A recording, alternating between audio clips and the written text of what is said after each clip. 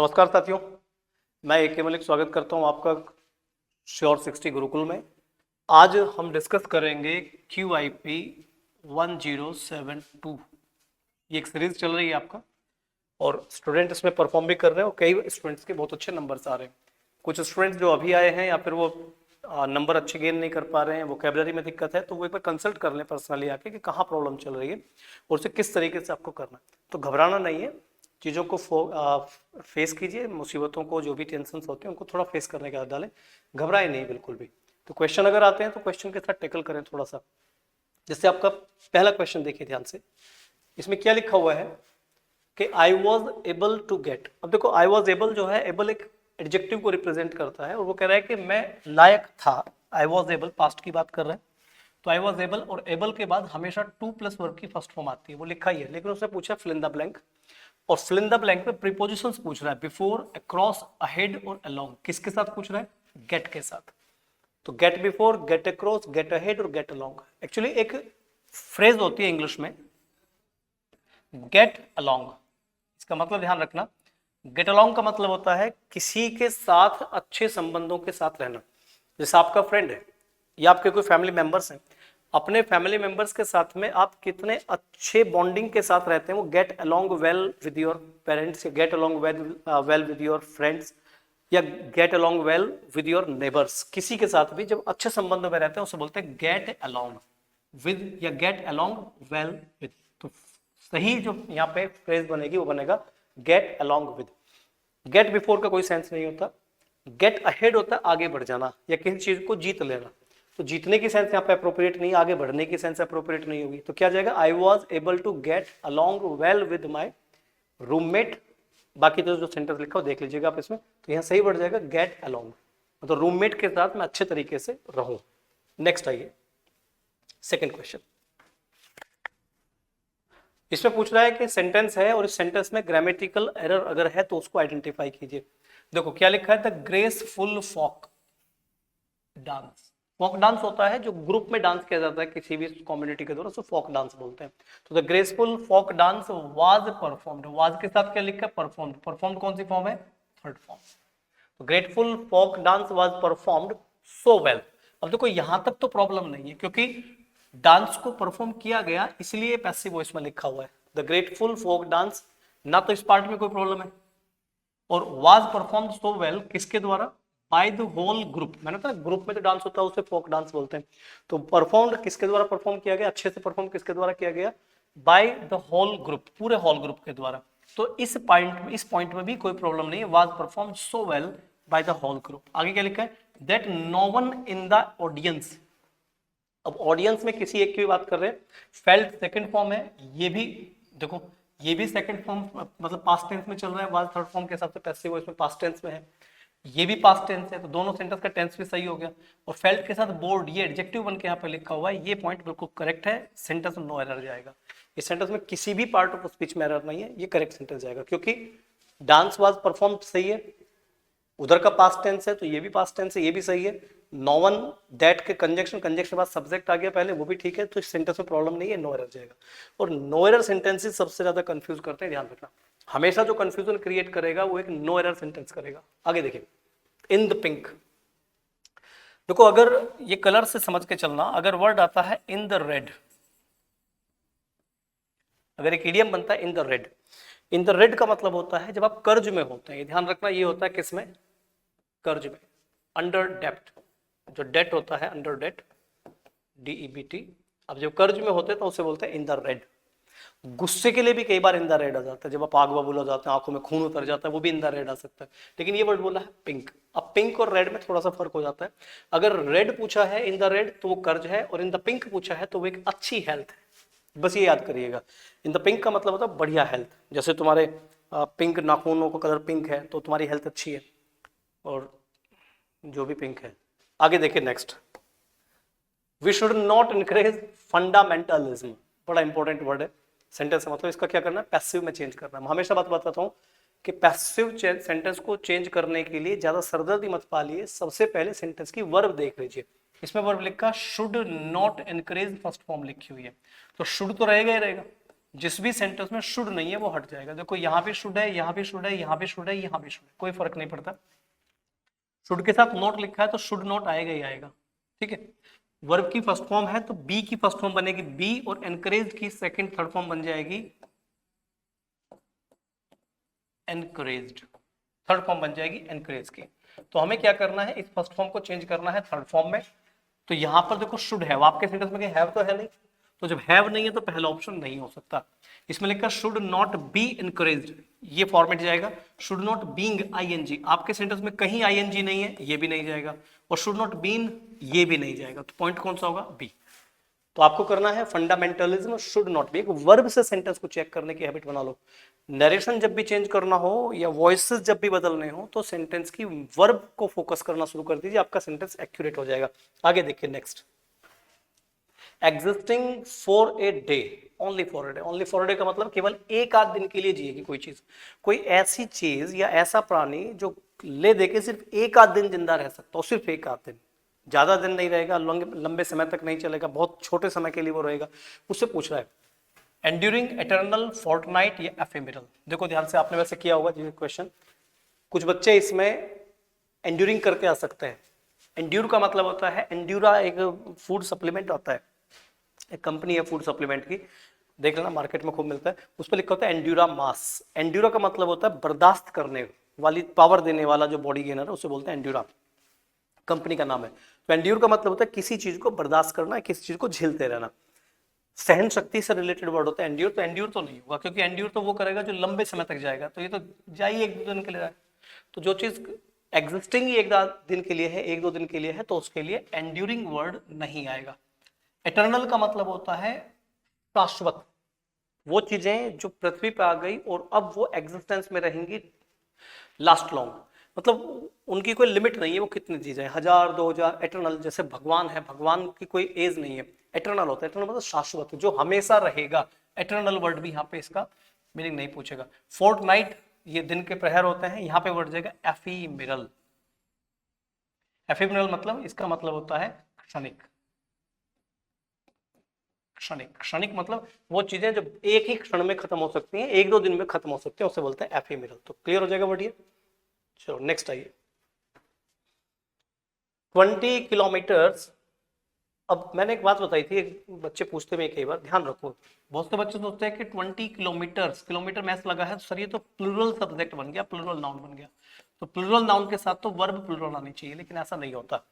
देखो कई बार क्या होता है कि अगर कोई प्लूरल नाउन है या फिर एक से ज्यादा चीजें हैं, मल्टीपल चीजें हैं, प्लूरल चीजें हैं, लेकिन हम इनको बना देते हैं एक सिंगल यूनिट। ये ध्यान रखना, अगर प्लूरल चीजों को हमने क्या बना दिया है, एक सिंगल यूनिट अगर हमने बना दिया, सिंगल यूनिट, सिंगल यूनिट हमने बना दिया है, तो अब इस प्लूरल नाउन के साथ इस यूनिट के हिसाब से वर्ब बनेगी। जैसे ध्यान से देखो, हमने क्या किया, 20 किलोमीटर को क्या बना दिया, एक डिस्टेंस बना दिया।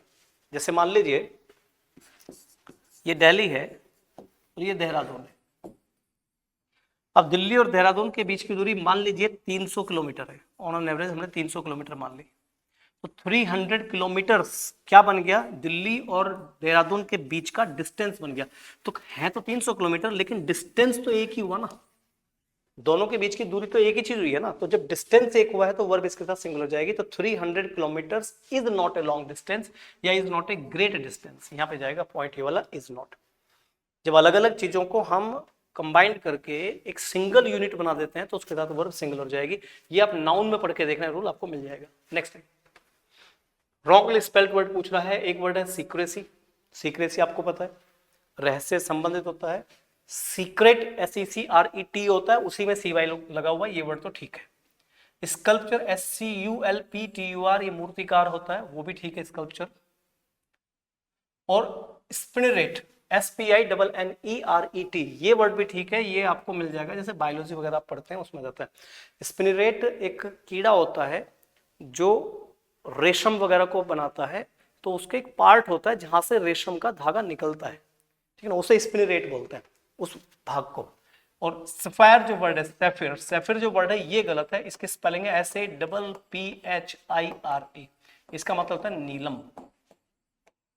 जो अंगूठी में एक स्टोन आप पहनते हैं, सफायर बोलते हैं उसे, सफायर का मतलब होता है सैफायर, कुछ लोग इसे सफायर बोलते हैं, कुछ लोग इसे सैफर बोलते हैं, लेकिन सफायर वर्ड है। सफायर का मतलब होता है नीलम, ये अंगूठी वगैरह में पहनने का एक यंत्र होता है, रत्न, ठीक है ना। तो इसको ध्यान रखना, इसके स्पेलिंग होते हैं ऐसे PPHIRE। तो यहाँ वर्ड कौन सा जाएगा, गलत स्पेलिंग कौन सी है इसके।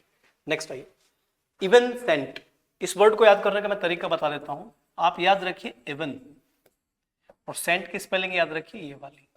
सेंट का मतलब क्या होता है, इत्र, यानी कि खुशबू वाला जो लिक्विड होता है, परफ्यूम आइस बोलते हैं, खुशबू वाला परफ्यूम उसे बोलते हैं। तो सोचो एक बात, जैसे मान लीजिए आपने एक बार परफ्यूम लगा लिया, बॉडी पे परफ्यूम लगाया, तो परफ्यूम आपका सुबह को लगाया, नेचुरल सी बात है, वो ऐसा तो है नहीं कि एक बार परफ्यूम लगा दिया तो वो 4-5 दिन तक 10 दिन तक ऐसे चलेगा, ऐसा तो होगा नहीं। तो जो परफ्यूम आपने लगाया है, आप ध्यान से रखना, परफ्यूम की खुशबू क्या रहेगी, घंटे, 2 घंटे, 4 घंटे, हद से 5 घंटे में खत्म हो जाएगी। तो सेंट की खुशबू कभी भी एक सी नहीं रहती है, इसलिए उसे क्या बोलते हैं, इवन सेंट। इवन सेंट का मतलब होता है जो जल्दी ना ज्यादा लंबे समय तक नहीं चलता है, उसे बोलेंगे इवन सेंट। पॉइंट मतलब मैं क्या कर रहा हूं, जैसे सेंट की खुशबू बहुत लंबे समय तक एक जैसे को बोलते हैं इवन। इवन मतलब एक जैसा। सेंट की खुशबू बहुत लंबे समय तक एक जैसी नहीं रहती है, बदल जाती है, जल्दी खत्म हो जाती है, उसे क्या बोलेंगे, इवन सेंट। तो इवन सेंट का मतलब जल्दी बदल जाने वाला, जो बहुत जल्दी बदल जाए वो इवन सेंट होगा। तो इसका पूछ रहा है वो एंटोनिम। सिनोनिम तो ये हो जाएगा एफेमेरल। एफेमेरल बताया ना, बहुत जल्दी से बदलने वाला एफेमेरल होता है। तो इसका अपोजिट पूछ रहा है, तो अपोजिट कौन सा जाएगा, एवरलास्टिंग। जो लंबे समय तक चले वो एवरलास्टिंग, जो जल्दी खत्म हो जाए एफेमेरल या फिर एवनसेंट। नेक्स्ट आइए अगला, कैटसेरिडाफोबिया। ये वर्ड जानकर, कैटसेरिडाफोबिया। फोबिया है तो नेचुरल सी बात है, डर तो होगा। फियर फियर फियर फियर सब में लिखा है। एक में लिखा है फियर ऑफ डार्कनेस, एक में लिखा है फियर ऑफ कॉकरोचेस, एक लिखा है fear of old age, fear of thieves. तो देखो ध्यान रखना, कैटसेरिडोफोबिया होता है जो हम कॉकरोच से डरते हैं, उसे बोलते हैं फियर ऑफ कॉकरोच, कैटसेरिडोफोबिया। इसे पढ़ लीजिएगा एक बार, इंपॉर्टेंट वर्ड है, आ जाता है एग्जाम में कई बार। नेक्स्ट आइए, ये देखिए जंबल सेंटेंसेस हैं, इसको करने का थोड़ा सा पैटर्न देखो। ऑप्शन या तो आर से शुरू हो रहा है, या पी से, या क्यू से। पहला सेंटेंस इसमें दिया हुआ है, क्या दिया है, फर्डिनेंड, नाम है एक आदमी का Ferdinand. Ferdinand rose up, Ferdinand उठा to receive the messenger. Messenger होता है जो उसके पास एक सूचना लेके आया, दूत जिसे बोलते हैं। तो फर्डिनेंड जो था मैसेंजर को रिसीव करने के लिए उठा, मैसेंजर आया रिसीव करने के लिए उठा। अब उठा तो फिर क्या हुआ, एट द एंड तो एकदम आ नहीं सकता, तो पी से तो नहीं बनेगा, ठीक है ना। ही फेल ऑन हिज नीज, अब उठा और उसके पैरों में गिर गया और थैंक हिम, और धन्यवाद दिया उसे, नहीं एकदम धन्यवाद नहीं देगा, ध्यान से रखो। अप्रोप्रिएट क्या जाएगा, ही लिसन टू हिम, या फिर ही मेड टू सिट। अब एक रिसीवर आया, मैसेंजर आया, मैसेंजर को रिसीव करने के लिए फर्डिनेंड भागा। क्रोनोलॉजी समझिए, उसने उसे अपने पास बैठाया, या उसके पैरों में गिरा, या उसकी बातें सुनी। पहले कौन सा काम होगा, कि उठा रिसीवर को मतलब मैसेंजर को रिसीव करने के लिए फर्डिनेंड उठा, तो अप्रोप्रिएट कौन सा जाएगा, सोचो ध्यान से। पहले तो उसने उसे अपने पास बैठाया ही होगा ना, भाई आपके घर पे कोई आएगा पहले तो आप उसे बैठाओगे ही, उसके बाद ही तो सुनोगे उसकी बात, या पहले बात सुन लोगे उसकी, यहाँ पे क्यों आया। तो पहले क्या हुआ, उसे उठाया, मतलब उस फर्डिनेंड उठा, रिसीवर के पास, सॉरी मैसेंजर को रिसीव करने के लिए पहुंचा, और वहां उसने उसको अपने पास बैठाया। He made him sit on the level with himself, अपने पास अपने बराबर के स्थान पे उसे बैठाया, और फिर क्या किया, उसने उसे सुना। ही लिसनड टू हिज सर्कमस्टेंशियल, परिस्थितियां थी circumstantial account of his voyage. Voyage होते यात्राएं, समुद्री यात्राएं जो हैं, उन यात्राओं को उसने सुना, और क्या हुआ, ही फेल्ट, या फिर at the end his account he was moved to tears, हाँ यही जाएगा। और अंत में क्या हुआ, आखिर में सुनते सुनते, उसकी कहानी को सुनते सुनते राजा के आंखें निकल गई, मतलब आंसू, आंखें नहीं, उसके आंसू निकल पड़े। He was moved to tears, he fell on his knees, वो उसके पैरों में गिरा और उसे धन्यवाद बोला, ठीक है। अब ये पता नहीं ही फर्डिनेंड रोया है या फिर मैसेंजर रोया, इससे मतलब नहीं है, लेकिन सीक्वेंस देखो। फर्डिनेंड ने क्या किया, मैसेंजर को उठाया, अपने पास अपने स्थान पर बैठाया, उसकी कहानी सुनी, और वो कहानी सुनाते हुए क्या हुआ, अपने अकाउंट को उसकी उन कारणों से क्या हुआ, आंखों में आंसू आ गए और उसके पैरों में गिड़गिड़ाने लगा। It was a great conquest at almighty gave this souvenir, ठीक है ना। तो यहाँ पे ध्यान रखना, ऑप्शन कौन सा जाएगा, आर पी, मतलब आर एस पी क्यू, पहले जाएगा इसमें आर, फिर एस, फिर पी, फिर क्यू, सेकंड ऑप्शन। ज्यादातर स्टूडेंट की वजह से सही होगा ये तो। ठीक, नेक्स्ट आइए। Turn a blind I. Blind होता है आंखें बंद कर लेना, अंधा हो जाना यहाँ पे। और टर्न ए ब्लाइंड आई, ये बंदा है कि अंधा है नहीं ये बंदा, लेकिन क्या करते हैं कि जैसे इससे बात करते हैं, इसे कुछ मंगाते हैं तो इसे दिखना बंद हो जाता है। जैसे गांव में कोई बूढ़ा आदमी है, पूरी दुनिया को देख लेगा, लेकिन जब उससे काम बताएंगे तो उसको तुरंत आंखें उजल होती है, दिखना बंद होता है, आदमी उसे पहचान में नहीं आते। तो ऐसा आदमी जो अंधा नहीं है लेकिन अंधा होने का दिखावा कर देता है कुछ परिस्थितियों में, कुछ पर्टिकुलर सर्कमस्टांसेस में, तो उसे बोलते हैं टर्न ए ब्लाइंड आई। यानी कि ऐसा दिखावा करना कि उसने चीजें देखी ही नहीं है, कि भाई मेरी तो आंखें ही काम नहीं कर रही, या यार मुझे तो कम दिखता है, मैं उसका चेहरा ढंग से देख नहीं पाया, तो इसी को बोलते हैं pretend not to notice something. ऐसा दिखावा करना कि उसने किस चीज को नोटिस नहीं किया है, उसे बोलते हैं टर्न ए ब्लाइंड आई। अनदेखा कर देना या अनदेखा करने का दिखावा कर देना, देखा है पर उसका दिखावा कर रहा है कि नहीं देखा है, इसे बोलते हैं turn a blind I. Simple word है, इसे याद रखना। क्लियर दोस्तों? चलिए नेक्स्ट आइए, अगला पॉइंट। ये पूछ रहा है कि फिल इन द ब्लैंक है, इसमें करना है ब्लैंक, उसमें फिल करना है आपको। Teacher asked the students. देखो ध्यान से, टीचर ने क्या किया, टीचर ने स्टूडेंट्स से पूछा, लेकिन ध्यान रखो जब भी आस्क है और इसका मीनिंग आप पूछना निकालते हैं तो इसके बाद सेंटेंस में इफ या वेदर या व्हाट या फिर कोई WH फैमिली आती है अगर पूछ रहे हैं तो। लेकिन अगर आस्क के साथ में टू प्लस वर्ब आता है तो इसका मतलब होता है किसी आदमी से इस काम को करने के लिए कहना। यहाँ पे टीचर ने विद्यार्थियों से पूछा नहीं है, टीचर ने विद्यार्थियों से कहा है। क्या कहा है? To go their answers. जो उन्होंने उत्तर दिए हैं उन उत्तरों को क्या करें? Go on, go after, go ahead, go over. यहाँ सही वर्ड आएगा गो ओवर। गो ओवर का मतलब होता है उस चीज पर निगाह डाल लेना। तो बच्चों ने एग्जाम में आंसर दे दिए, अब वो आंसर सबमिट करने वाले हैं, तो टीचर बोल रहा है कि भाई जो आंसर आपने बनाए हैं उन आंसर्स को एक बार क्या कर लो? गो ओवर कर लो। गो ओवर मतलब एक बार उस पर निगाह डाल लो, तो निगाह डालने को कहते हैं गो ओवर। Go over. तो ध्यान रखना जब पूछा जाएगा तो आस्क के साथ में if, what, when, where, how, which, who, whom, कुछ ऐसा बनेगा। आस्क जब कुछ कहेगा तो टू प्लस वर्ब बनेगा। जैसे मान लो मैं एक सेंटेंस बना, ध्यान से देखना सेंटेंस को। आई asked him if he would come। ये मैंने उससे पूछा, क्या पूछा? कि क्या वो आएगा। मैंने पूछा कि क्या तुम आओगे, तो ये क्वेश्चन पूछ रहा हूं इसलिए इफ आ जाएगा। लेकिन अगर मैं सेंटेंस बना देता हूं I asked him to come, अब ये पूछना नहीं है, अब ये कहना है, मैंने उससे आने के लिए कहा। I asked him to come, मैंने उससे आने के लिए कहा। ये फ्रेजल वर्ब सेंटेंस का मीनिंग बदल देते हैं। चलो नेक्स्ट आइए।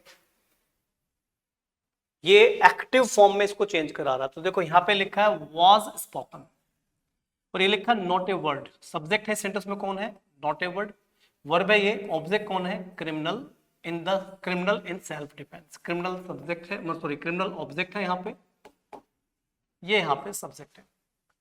कुछ बुक्स में या कुछ एग्जामिनर्स या कुछ बच्चे ज्यादातर क्या कर देते हैं, the criminal did not speak कर दिया उन लोगों ने, ये वाला ऑप्शन। ये नहीं होगा, अपने फॉर्मेट पे ध्यान दीजिए। सब्जेक्ट है नॉट ए वर्ड, तो नॉट ए वर्ड को ही ऑब्जेक्ट बनाएंगे। और क्रिमिनल सब्जेक्ट है, सब्जेक्ट बना, क्रिमिनल वहां पे ऑब्जेक्ट है, इसको सब्जेक्ट बनाएंगे क्रिमिनल को, तो क्रिमिनल सब्जेक्ट बन गया यहां भी, यहां भी, यहां भी। ठीक है। वाज स्पोकन पास्ट टेंस है, तो जब इसको पैसिव बनाएंगे, पैसिव तो ये बनेगा वाज स्पोकन, जब इसको फिर एक्टिव बनाएंगे तो हमें बी हटाना पड़ेगा, यानी वाज हटेगा और ये सेकंड फॉर्म बन जाएगी स्पोक की, यानी कि स्पीक, स्पोक, स्पोकन। तो हमें क्या करना पड़ेगा? स्पोक, यहां भी स्पोक है, डिड नॉट स्पीक है, यहां भी स्पोक है।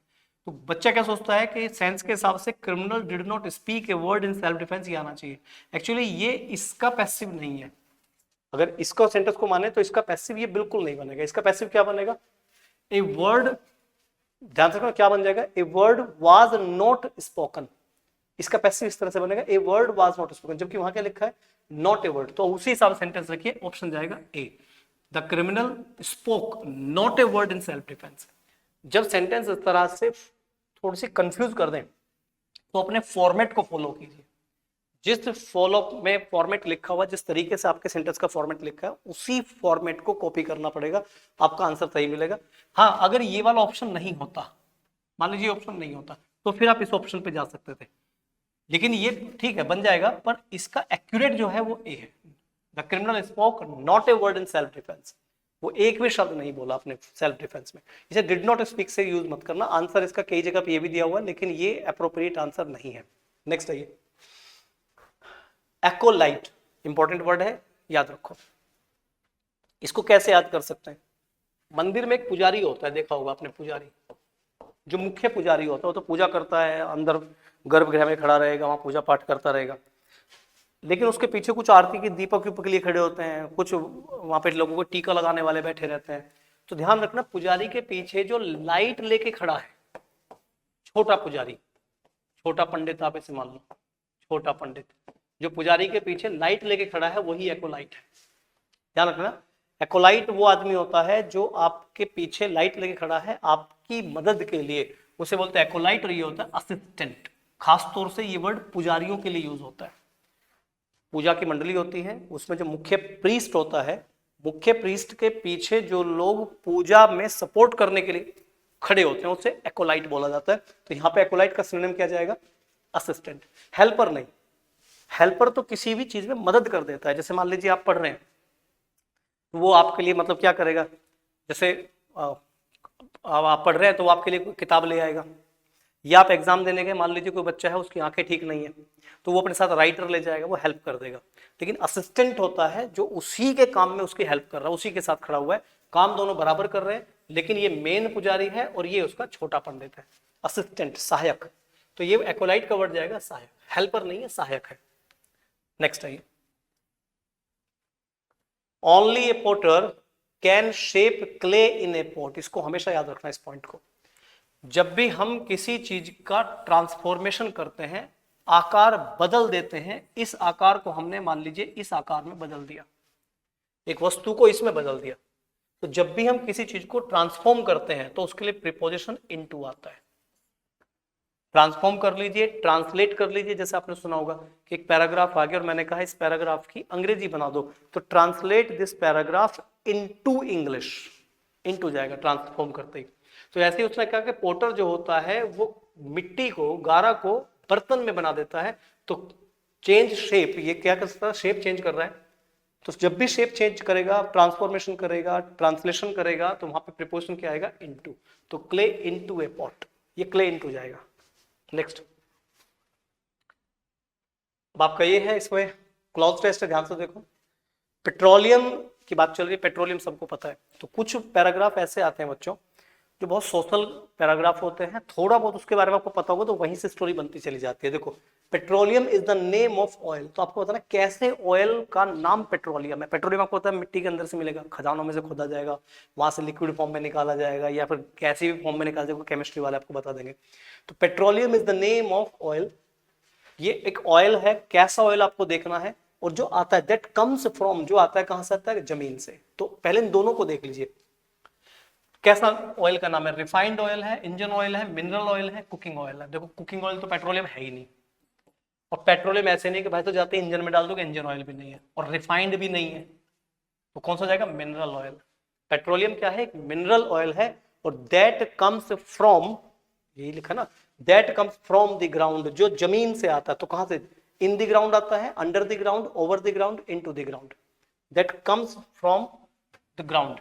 तो ग्राउंड होता है ये ध्यान रखना, ये ग्राउंड है। और मान लीजिए जैसे पृथ्वी है, ये आप कहोगे जी ऐसा कैसा ग्राउंड है, ये ग्राउंड है, ठीक है। अब पेट्रोलियम कहाँ मिल रहा है? यहाँ पे। तो ग्राउंड की लेयर के नीचे, इन द ग्राउंड नहीं है, अंडर द ग्राउंड है, ग्राउंड के नीचे, अंडरग्राउंड। सुना भी होगा आपने अंडरग्राउंड, ये वर्ड ध्यान रखना, अंडरग्राउंड। ग्राउंड के लिए इन ग्राउंड नहीं आता है, अंडरग्राउंड आता है। तो क्या वर्ड आएगा इसमें? Under the ground. तो यहाँ पे वर्ड जाएगा अंडर द ग्राउंड, ठीक है। तो ध्यान रखो क्या हुआ कि petroleum is the name of mineral oil that comes from under the ground and from the oil wells, कुओं से भी निकाला जाता है और खुदाई करके मिट्टी से भी निकाला जाता है। From this crude oil, crude का मतलब था कच्चा, शुरुआत में तो कच्ची फॉर्म में निकाला जाएगा। From this crude oil we get the various, इस कच्चे तेल से हमें बहुत सारी चीजें मिल जाती हैं। कौन सी चीजें मिलती है मुझे बतानी है। दैट ड्राइव शिप्स, जो पानी के जहाज चलाने में काम करती है, एयरक्राफ्ट चलाने में काम करती है, और many other forms of land, यहां दोनों में देखो। तो ध्यान से क्या लिखा है कि इस क्रूड ऑयल से हमें बहुत सारी तरह की क्या मिल जाता है। देखो ध्यान से क्या मिलेगा बताइए। फ्यूल मिलेगा, लिक्विड मिलेगा, स्पिरिट्स मिलेगा या गैस मिलेगी? क्या मिलेगा बताए? उसने जो पॉइंट बोला है, आप कहोगे, क्या कहोगे कि जी स्पिरिट भी वहीं से मिलता है, गैस भी मिलती है, फ्यूल भी मिलता है और लिक्विड तो है ही, कोई समस्या ही नहीं है। तो ध्यान से देखो, यहाँ पर उसने कहा है कि यहाँ से मतलब वेरियस फॉर्म है, क्रूड ऑयल और बहुत सारी चीजें मिल जाती हैं। क्या मिल जाता है? जो पानी के जहाज, एयरक्राफ्ट और बहुत सी चीजों को चलाने में काम करता है। तो इनमें से कौन सी चीज है जो व्हीकल्स को ड्राइव करेगा, व्हीकल्स को, पानी के जहाज को, एयरक्राफ्ट को चलाएगा? वो कौन चलाएगा? फ्यूल चलाएगा भाई। तो फ्यूल्स आएगा। क्लियर? नेक्स्ट आइए, यहां पे आ गया ना, fuel that drive ships, aircraft and many other forms of land. अब देखो जमीन पे क्या चलेंगे, उसके लिए देखिए फोर्थ में देखो, जमीन पे क्या आएगा? कम्युनिकेशन। फ्यूल क्या करेगा?